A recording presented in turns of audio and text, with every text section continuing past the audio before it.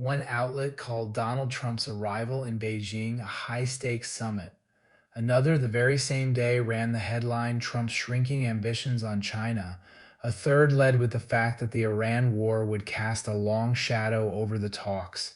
Same plane, same tarmac, same handshake. Three completely different stories.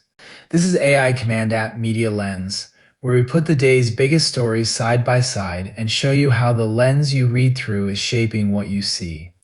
Today we're looking at 5 stories that dominated the news cycle on May 13th, 2026.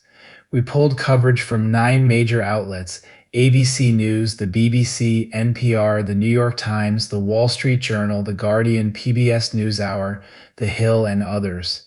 And on every single one of these stories, the editorial choices tell you as much as the facts. Story 1: Trump in China. President Trump landed in Beijing on Wednesday for the first state visit to China by a sitting U.S. president since his own trip in 2017. Air Force One reportedly carried Eric Trump, Lara Trump, Tesla CEO Elon Musk, and Nvidia CEO Jensen Huang. On the agenda, according to all outlets, trade, Taiwan, AI competition, and the ongoing war in Iran. That's the shared baseline. Now watch the framing.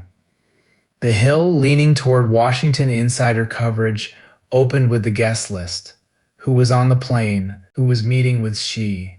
The headline was High Stakes Visit, and the tone was logistical, a power delegation arriving with America's tech titans in tow. ABC News kept it almost wire service neutral. Quote, President Donald Trump arrived on Wednesday for a multi-day state visit. That's it. No characterization, no context. The New York Times went the opposite direction. Its preview ran under the headline Trump's shrinking ambitions on China, with a follow-up arguing that the president has been forced to scale back the harsher trade moves he originally planned. That's not reporting his arrival. That's a narrative of weakness, before he even sits down at the table. The Guardian led with the Iran war. Quote, as he seeks to mend power and prestige weakened by that conflict. They framed the trip as a recovery mission.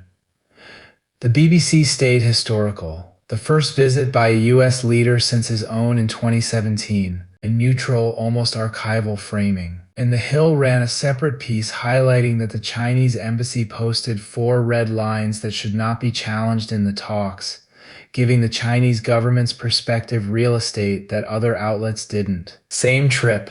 One outlet shows you the entourage, another shows you a weakened president, another shows you Beijing's demands. The story you walk away with depends entirely on which homepage you opened.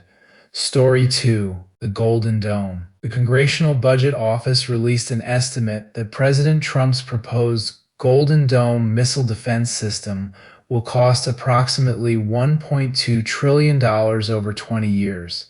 The initial price tag was $175 billion. Every outlet that covered this had access to the same 12-page CBO report. NPR's headline used the word heftier, quote, a far heftier sum than the initial $175 billion price tag. Slightly editorial, slightly skeptical. The BBC used the word watchdog to describe the CBO. Quote, Trump's Golden Dome to cost $1.2 trillion, watchdog estimates. Watchdog carries an institutional skepticism. It implies someone checking power. The New York Times zeroed in on a technical detail that none of the others led with, that space-based interceptors, which do not currently exist, would probably consume 60% of the total cost. That's not just a number. That's a quiet argument that the program is buying technology that hasn't been invented yet. The Hill, by contrast, emphasized the source's credibility. Quote, the Nonpartisan Congressional Budget Office. That word, nonpartisan, is doing real work.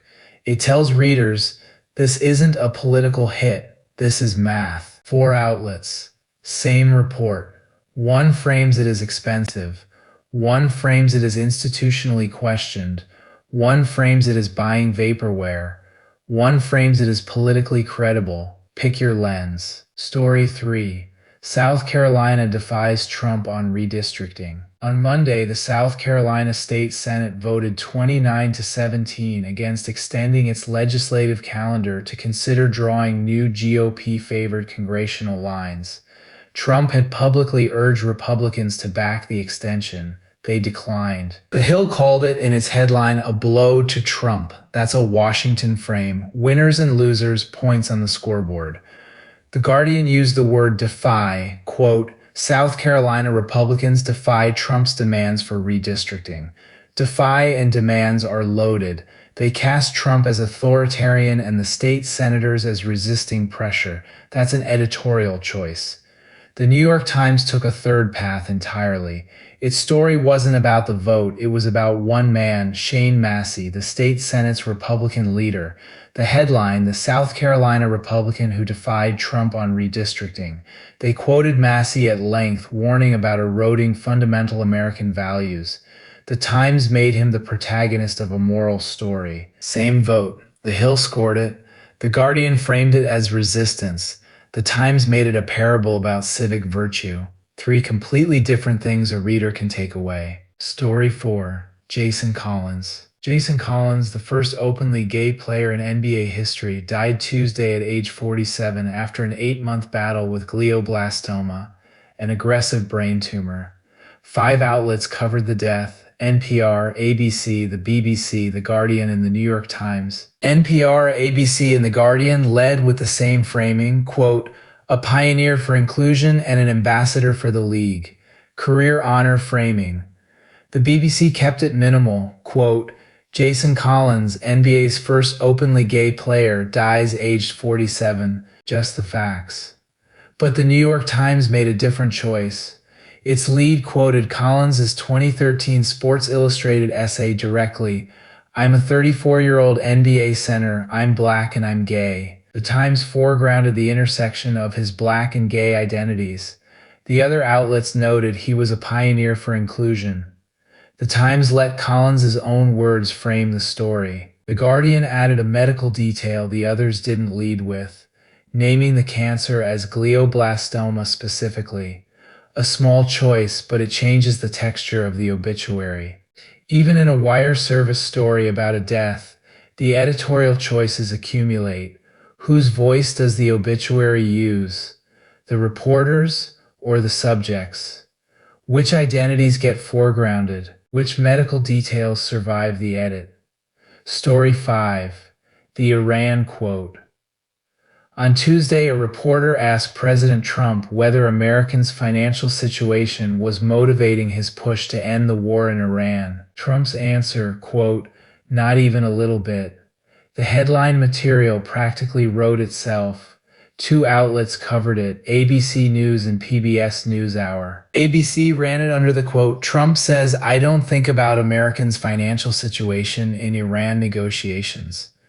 The framing led with what Trump said. PBS framed it differently. Their headline used the phrase financial straits, a more loaded word than situation.